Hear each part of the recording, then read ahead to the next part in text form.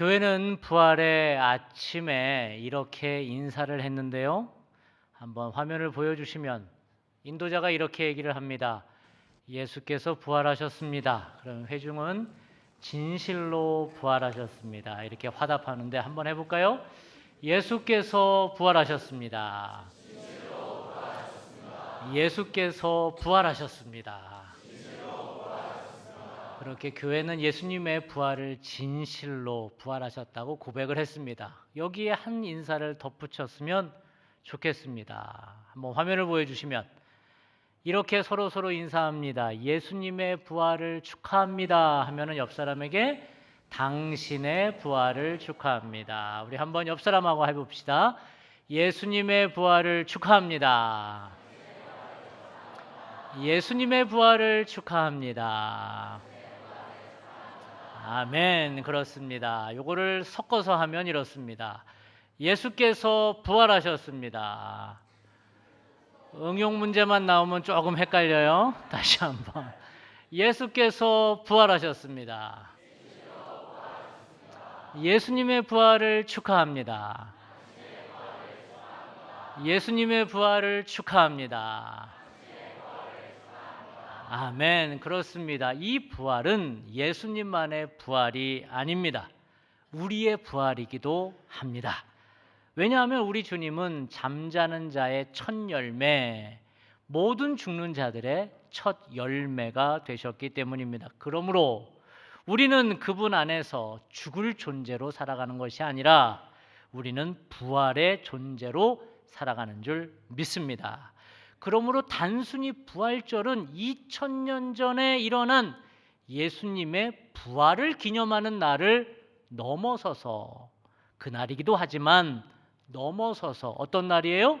우리도 부활한다는 고백을 하는 날인 줄 믿습니다. 그래서 예수님의 부활과 우리의 부활을 동시에 축하하고 감사하는 날이 부활절이라는 것입니다. 그러면 오늘 본문은 부활절 아침에 어떤 일이 일어났는지를 보여주고 있는데 마가복음 16장 1, 2절을 보면 안식일이 지나고 아주 이른 새벽, 안식일이 지난 다음은 일요일이거든요. 그래서 그 일요일을 주님이 부활하셨기 때문에 우리는 주님의 날 이렇게 불러요. 일요일은 안식일은 토요일이니까 다음 날이 일요일인데 일요일 날 예수님이 부활하셨으니까 뭐라고 부른다고요? 주님의 날. 그래서 줄여서 뭐라고 불러요? 주일이라고 부르는 거예요. 이 날 해 돋을 때 여인들이 무덤으로 달려갑니다. 1, 2절을 읽겠습니다. 시작. 안식일이 지남에 막달라 마리아와 야고보의 어머니 마리아와 또 살로메가 가서 예수께 바르기 위하여 향품을 사다 두었다가 안식 후 첫날 매우 일찍이 해 돋을 때에 그 무덤으로 가며 아멘. 왜 여인들은 무덤으로 달려간 것일까요?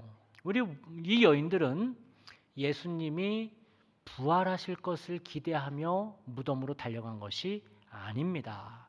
이 여인들은 예수님의 죽음 앞에 온전히 장례를 못 드렸기 때문에 충분히 다하지 못한 애도 그 마음을 향품을 시신에 발라줌으로 예수님의 마지막을 좀 더 의미 있게 보내주려 무덤으로 달려간 것입니다. 그러면서도 그들은 한 가지 걱정거리가 있었습니다. 3절 4절을 읽겠습니다. 시작. 서로 말하되 누가 우리를 위하여 무덤 문에서 돌을 굴려주리오 하더니 눈을 들어본즉 벌써 돌이 굴려져 있는데 그 돌이 심히 크더라. 아멘. 무덤에 들어가 예수님의 시신에 향품을 발라주어야 하는데 애도해야 하는데 큰 돌이 막고 있어서 자기들 힘으로는 그 돌을 옮길 수 있는 방법이 없을 것 같아서 걱정이라는 겁니다. 그것이 이 여인들의 현실이었습니다. 여러분, 우리들도 이 여인들과 같은 걱정이 있습니다. 늘 나를 막고 있는 돌들이 우리에게도 있습니다. 주님께 가지 못하게 막는, 그리고 내 마음의 염려와 걱정에 무거운 돌들이 우리에게 있습니다. 우리 주님은 부활하셔서 벌써 갈릴리로 가셨는데 이 여인들 늘 막혀 있는 돌만 걱정하고 있습니다. 여러분, 우리도 그렇다는 겁니다. 그 사람만 생각하면 마음이 철커덕 무겁습니다. 여러분, 우리의 미래를 생각하면 철커덕 무겁습니다. 학교를 다니거나 직장 생활을 할 때 다시 내일이 오는 것이 철커덕 무거운 분들이 많이 있다라는 것입니다.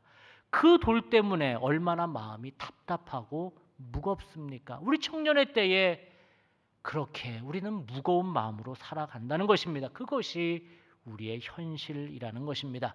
그런데 여인들이 눈을 들어 보았을 때 놀랍게도 그 돌이 이미 옮겨져 있습니다. 여인들이 치운 것이 아닙니다.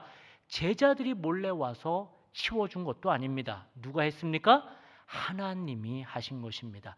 이것이 부활의 복음인 줄 믿으시기 바랍니다. 내가 굴릴 수 없는 돌을 하나님이 먼저 치워줬다는 것입니다. 내가 해결할 수 없는 내 가정의 일, 내 학교의 일, 직장의 일, 내 미래의 일, 여전히 돌이 그 문 앞에 꽉 막고 있을 것 같은데 어느새 우리 주님 오셔서 그 돌을 치워주셨다는 것입니다. 그런 후에 여인들이 무덤 안으로, 왜냐하면 돌이 치워졌기 때문에 무덤 안으로 들어갈 수 있었는데 그들이 본 것은 무덤 안에 당연히 있어야 할 예수님의 시신이 아니라 빈 무덤을 그들은 보게 됩니다. 5절, 6절을 함께 읽겠습니다. 무덤에 들어가서 흰옷을 입은 한 청년이 우편에 앉은 것을 보고 놀라매 청년이 이르되 놀라지 말라. 너희가 십자가에 못 박히신 나사렛 예수를 찾는구나. 그가 살아나셨고 여기 계시지 아니하니라. 보라, 그를 두었던 곳이니라. 아멘. 이 말은 단순히 시신이 없어졌다는 말이 아닙니다. 이것은 죽음이 더 이상 예수님을 붙들어 줄 수 없다는 선포입니다. 무덤은 예수님의 마지막 목적지가 아니었습니다. 죽음은 예수님의 최종 결론이 아닙니다. 예수님은 죽음의 권세를 깨트리고 진실로 살아나셨다고 말하고 있습니다. 그런데 이 부활의 복음은 아까도 말씀드렸듯이 예수님에게만 머물지 않습니다. 예수님도 우리에게 부활을 선물로 주십니다. 그러나 우리가 얻은 이 부활은 그냥 얻는 것이 아닙니다. 우리가 죽어야 산다고, 예수님처럼 죽어야 부활한다고 말씀하십니다. 요한복음 12장과 마가복음 8장을 함께 읽겠습니다. 내가 진실로 진실로 너희에게 이르노니 한 알에 밀이 땅에 떨어져 죽지 아니하면 한 알 그대로 있고 죽으면 많은 열매를 맺느니라. 누구든지 자기 목숨을 구원하고자 하면 잃을 것이요 누구든지 나와 복음을 위하여 자기 목숨을 잃으면 구원하리라. 아멘.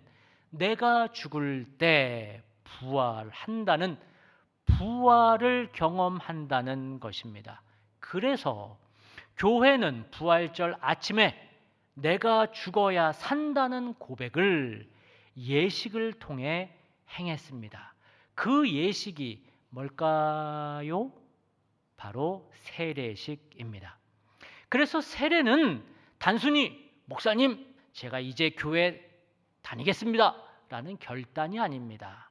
세례는 좀 더 착하게 살아보겠습니다 라는 결심이 아닙니다.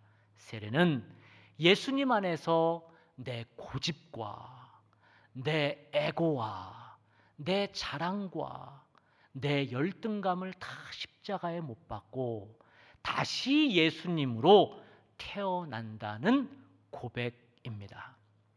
세례는 원래 물이 많은 바다나 강에서 집례를 했습니다. 그리고 집례자는 수세자, 세례를 받는 수세자에게 세례를 주면서 머리부터 발끝까지 다 물에 잠기게 합니다. 한참을 물속에 잠기게 합니다. 심지어 이 수세자가 숨을 못 쉬니까 나오려고 하면 어떤 집례자는 못 나오게 머리를 더 누르기도 합니다. 왜요? 세례는 죽는 시간이니까요. 늙기라는 겁니다. 내가 온전히 죽는다는 경험을 세례 받을 때 한다는 것입니다. 세례에 관한 초기 교회의 기록은 어떨 것 같습니까? 벌써 2000년 전에 초기 교회는 세례에 대해서 어떻게 기술하고 있을까요? 성경 다음으로 희귀한 문서가 발견이 되었는데 기원 후 100년경 시리아의 어느 작은 마을의 교회에서 세례식을 행한 예식서가 발견이 됐습니다. 그 책이 디다케라는 책인데 기독교 예전에서 아주 중요한 책입니다. 이 책에 보면 세례에 관해서 이렇게 기록하고 있습니다. 제가 읽어드리겠습니다.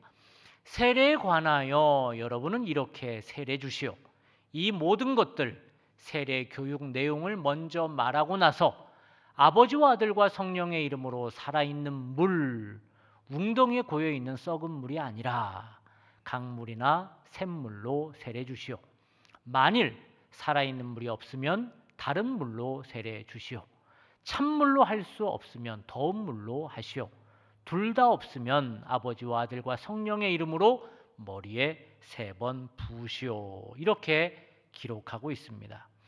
그런데 초기 교회에 이런 세례 교육은 여러분 몇 주나 했을 것 같습니까?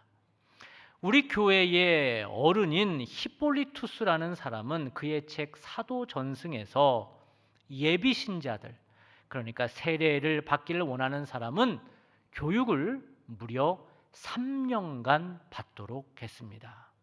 그러다가 조금 축소된 형태가 우리 부활절이 오기까지의 40일을 뭐라고 부르죠? 사순절이라고 부르는데 세례 교육을 사순절 기간 40일 동안 하게 했습니다. 우리 한국 교회는 어떨까요?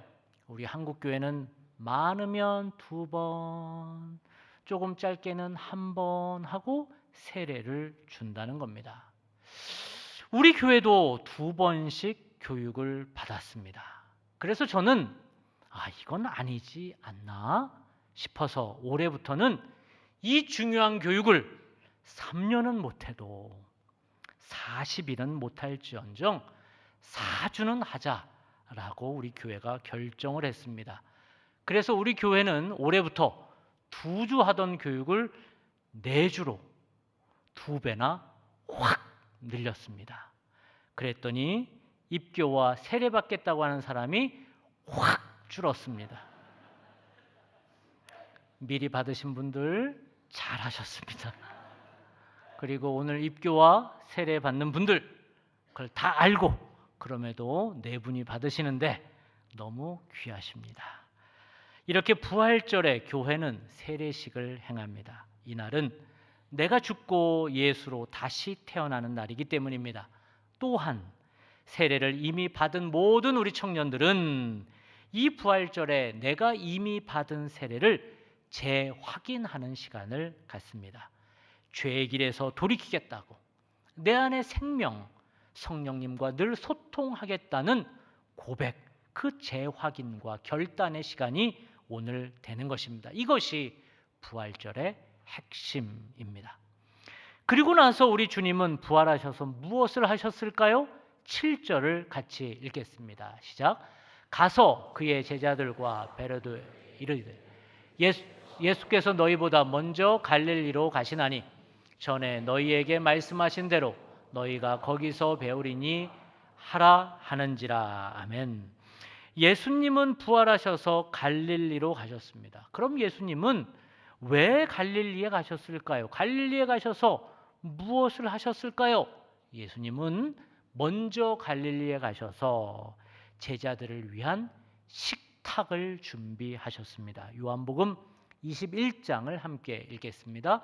예수께서 이르시되 와서 조반을 먹으라 하시니 제자들이 주님이신 줄 아는 고로 당신이 누구냐 감히 묻는 자가 없더라. 예수께서 가셔서 떡을 가져다가 그들에게 주시고 생선도 그와 같이 하시니라. 아멘. 부활절 아침 예수님은 제자들에게 식탁을 차려 주십니다. 이 식탁이 바로 성찬입니다. 그래서 부활절에는 여러분 앞에 있는 것처럼 우리는 성찬식을 갖는 것입니다. 이것은 참 놀랍습니다. 부활하신 예수님은 우리를 그냥 살려만 주셔서 네 마음대로 살아라 라고 하는 것이 아니라 살 수 있도록 우리를 먹이시는 분이라는 겁니다. 세례를 통해서 새로 태어난 자들은 부활의 생명을 받은 우리는 주님의 식탁으로 그래서 달려가야 하는 것입니다. 세례가 죽음에서 부활로 들어가는 문이었다면 성찬은 그 문을 통과한 생명을 가진 존재들이 계속 살아가게 하는 양식이 되는 것입니다. 사랑하는 청년 여러분, 이제 우리는 그래서 세상의 것으로 배부르려 하지 맙시다. 세상의 인정, 자랑, 성공, 쾌락으로 내 영혼을 채우려 하지 맙시다. 그것들은 잠시 우리를 흥분시키는, 각성시키는 그러한 커피와 또한 콜라와 같은 것일 수 있어도 그것을 매일 먹고 주식으로 먹고는 우리가 살 수가 없습니다. 부활의 사람은 부활의 음식을 먹어야 합니다. 주님이 주시는 떡과 잔, 바로 예수님을 먹어야 하는 것입니다. 이 부활의 아침, 우리는 죽음에 속한 자가 아니라 생명에 속한 사람임을 선포합시다. 우리는 절망에 매여 있는 사람이 아니라 부활의 약속을 받은 사람임을 선포합시다. 우리는 세상의 음식으로 사는 사람이 아니라 주님이 차려주신 영원한 생명의 식탁으로 사는 사람임을 고백하셨습니다. 그리고 이 부활이 우리 모두의 부활이 되기를 우리의 가정과 여러분의 학교와 여러분의 직장의 부활이 되기를, 그리고 이 땅의 교회들의 부활이 되기를, 마지막으로 전쟁 중에 떨고 있는 중동 땅의 부활이 되기를 주님의 이름으로 축복합니다.